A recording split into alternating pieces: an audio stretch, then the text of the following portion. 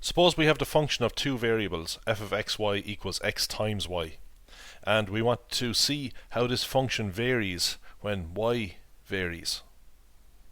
So what we do is we change y by an amount delta y. Now delta y could be positive or negative, but usually it's some very small quantity. So what do we get for the function at x comma y plus delta y? Well, we just plug y plus delta y in for y. X hasn't changed, same x as here.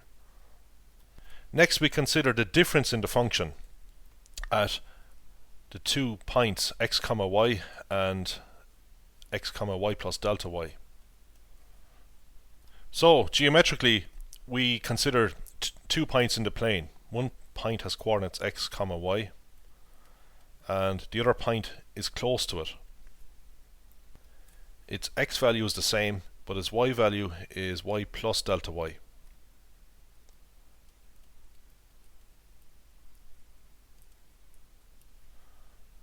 Now I'm showing xy in the positive xy plane, but of course I could show xy anywhere, and here you can see that delta y is some positive change in y.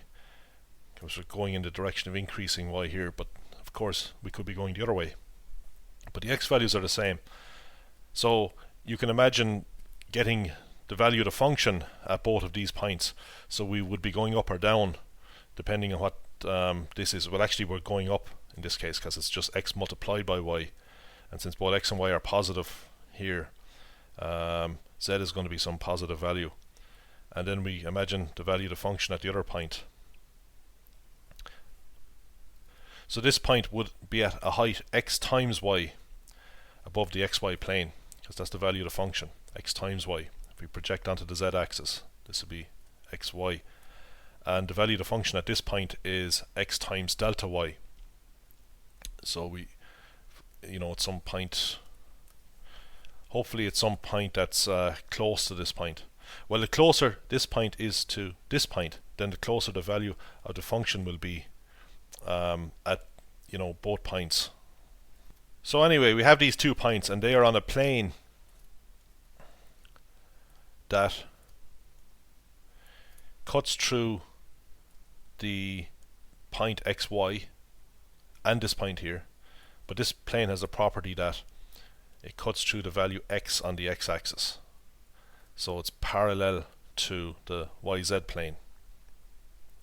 So I won't attempt to draw the surface f of xy equals xy, but the intersection of this plane with this surface will be a curve, some curve.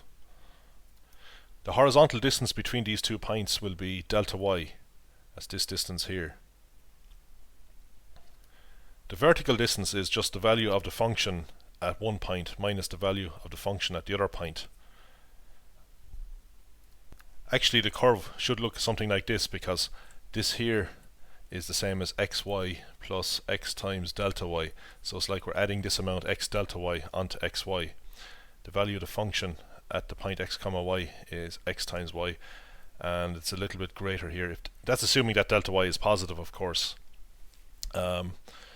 which we're taking it to be positive here, but things would be the other way around, of course, if delta y was negative. But anyway, the horizontal distance between the points is delta y, and the vertical distance is this here, x delta y. Next we will get the slope of the line passing through this point and this point here, this red line. So we just put the vertical distance over the horizontal distance. So it's x delta y divided by delta y, and for this particular function we get x. The next step would be to imagine what happens as delta y approaches 0. So the slope of the line passing through those 2 points becomes the slope of the tangent at the point xy. Now actually it doesn't matter in this case, since the delta y's disappear. The slope of the brown line will equal the slope of the tangent. But in general we will be setting delta y equal to 0 when we take this limit. So we will get a different answer for the tangent as we would for this secant line, passing through the 2 points, but ultimately we're getting the slope of a tangent. So this would be the general procedure. So it's a tangent to the surface at the point xy, but we're interested only in tangents that are in this vertical plane. Because if we consider, say, a different plane, a plane that's parallel to the xz axis, well, we have a different procedure. Then we have to consider a point here, a distance delta x away from xy. So depends on which direction we're looking at actually. So in this video we just looked at the y direction, the rate of change of the function in the y direction. So by first principles we calculate this thing, and the name given to this thing here is written like this. So the d, which is normally used for the derivative, you know, like dy dx, the d gets replaced with this curly d. So it indicates we're differentiating the function with respect to y. So we're finding that x has to be kept constant. X doesn't change in this procedure. Now just to get back to this particular example, it turns out that the cross section is a straight line, so the slope of the secant line will be the same as the slope of the tangent. It'll equal x regardless of what delta y is, how big or small delta y is. So that's first principles, but the rule is straightforward. If we're differentiating a function with respect to y, we treat x as if it's constant. So this is just like a number. So we could be differentiating 5y with respect to y, and we know what the answer to that is. It's 5. Or we could be differentiating 3y. The answer would be 3. So here the answer will be just whatever the constant is. It's x in this case. Suppose we have this function here, and we want to find the rate of change in f with respect to x. So we change x by a small amount. Delta x could be positive or negative. Okay, we get the function at that new point, and then we subtract the function at the original point xy. We divide the whole lot by the change in x, which is delta x, and then we take the limit as delta x goes towards 0, and this thing is written partial derivative of f with respect to x. So we have to get this thing, so we just replace x with x plus delta x and y with just y, so we get x plus delta x all squared plus y squared. We expand this out, and the x squareds will cancel when we subtract the original function, and the y squareds also cancel actually.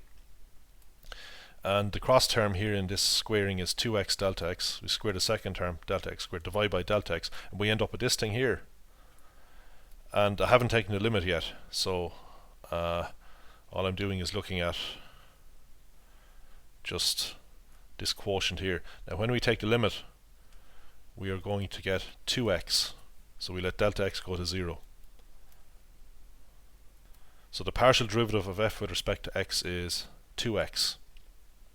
So y is just treated as a constant. We didn't change y at all. So here the constant is just added on to x squared. So if we're differentiating with respect to x, we can apply the usual rule. Take the power in front, take 1 from the power to get 2x. And if the term just involves y, well, since we treat it as a constant, its derivative with respect to x is 0. Another notation that you might see for the partial derivative of f with respect to x is f sub x at xy. Let's look at a few more examples. We want to differentiate this function with respect to x. So x cubed becomes 3x squared, plus 1x becomes plus 1. The y terms go to 0 because y is treated as a constant. Over here, remember the y is treated as a constant, so pretend y is a number like say 5. So it's like we're differentiating 5x squared here, and we would end up getting 5 times 2x, or y times 2x. Okay, so we get our 2xy, of course.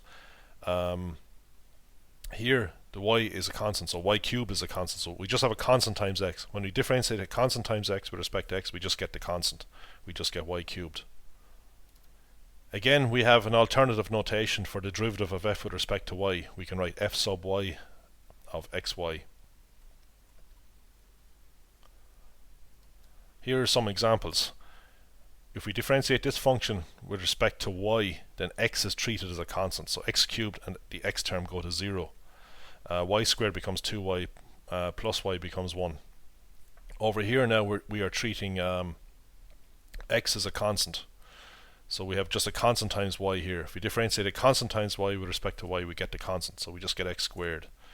X here is a constant. We differentiate y cubed with respect to y to get 3y squared, and that constant x just sits there in front. In these next two examples, we are taking partial derivatives and plugging in for x and y. So here's our function. So in the first example, we are differentiating it with respect to x. So x squared becomes 2x, y cubed becomes 0, y is treated as a constant. Over here, the y is treated as a constant, so we end up getting 2y when we differentiate this term with respect to x. Next we plug in the values. We plug 1 in for x and minus 2 in for y. So we can get the partial derivative of the function with respect to x at 1 minus 2. So roughly speaking, this is a measure of how quickly this function is changing in the x direction now. So how quickly this function is changing in the x direction at the point with coordinates 1, minus 2. Similarly, when we get df dy or f sub y, we are measuring how quickly this function changes in the y direction, in this case at the point with coordinates minus 3, 2. Now we can imagine extending the idea of a partial derivative to functions of more than two variables. So in this example here, we have a function of 4 variables. We want to get the partial derivative of f with respect to x. So when we do that, we hold all the other variables constant. So we pretend y, u, and v are constants. When we differentiate x squared with respect to x, we get 2x. Now, the next term involves y squared, which we treat as a constant. So this is like differentiating a constant times x with respect to x. That just gives us the constant y squared. Now the other two terms do not involve x, so we treat them as constants. When we differentiate them, we get 0. As for df du, the partial derivative of f with respect to u, we treat x, y, and v as constants. So x squared goes to 0, xy squared goes to 0. Now, the y squared here is a constant. We have constant times u cubed, if you like. If we differentiate u cubed with respect to u, we get 3u squared, and then we multiply by the constant y squared. Finally, we treat v as a constant in this term. So we just have basically a constant times u, where the constant is minus 7v to the 4. So the derivative is going to be minus 7v to the 4. Finally, let's look at an example from physics. This comes from the well-known formula PV equals nRT. Now n in here would be the number of moles, but since we're dealing with just 1 mole, then n is set equal to 1, so we just get PV equals RT. Now the variables in this equation are pressure, volume, and temperature T. R is just a constant. So we want to get the coefficient of thermal expansion alpha, which is defined by this quantity here, which involves a partial derivative, the partial derivative of V with respect to temperature. Now this subscript P outside here means that we are holding P constant. We are holding the pressure constant as we differentiate V with respect to T. So to do that, we first of all rearrange this to make V the subject, so we just divide across by P. So now we have V as a function of the two independent variables T and P. If we want to get the partial derivative of V with respect to T, then we hold everything else constant. Well, R is already a constant, that's a given, that's given as a constant, but P is treated as a constant here. So you see we just have a constant times T. If we differentiate a constant times T with respect to T, we just get the constant, R over P. Now we don't actually need to put in the subscript P here to indicate that we are keeping P constant. It's just that in some situations we are not holding all the other variables constant, but for now we assume that the other variables are kept constant when we take partial derivatives. We assume that all of the other variables are kept constant. Now to get this quantity alpha, we have to multiply 1 over v by this. So we get PV in the denominator. But PV is none other than RT. So we can replace PV in this denominator with R times T. The R's cancel and we just get 1 over T. The other quantity that we want to get is the isothermal compressibility, kappa T. So that involves differentiating V with respect to P. So here's V made the subject. Now, if we differentiate V with respect to P, we want to hold T constant. Remember, R is just a constant anyway. So we could write V like this here. So we want a partial derivative of V with respect to P. Now the subscript T indicates we're holding T constant, but that's understood. We're holding the other variable constant. So basically all of this now is a constant. So what do? We differentiate with respect to P. We bring the minus sign in front, take 1 from the power. So this can be written minus RT over P squared. To get kappa T then we have to multiply this by minus 1 over V. We can write PV in the denominator as RT. So we just have PV times V here. Or sorry, PV times P. So here's PV. So we get 1 over P.